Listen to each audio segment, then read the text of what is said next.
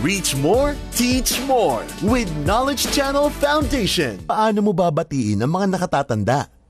Sa Pilipinas, ginagawa natin ang pagmamano sabay bigkas ng mano po bilang tanda ng paggalang at paraan ng paghingi ng basbas sa ating mga nakatatanda. Mayroong kaparehong kasanayan sa Indonesia na tinatawag namang salim. Halimbawa, kapag pumasok ang isang apo sa bahay ng kanyang lola, siya ay magmamano rito. Ididikit ng apo ang likod ng kamay ng kanyang lola sa kanyang noo. Nagmula ang mano po sa salitang Espanyol na mano nang ibig sabihin ay kamay, habang ang salitang Pilipino na po ay ginagamit naman sa pangungusap tanda ng paggalang. Magandang ago!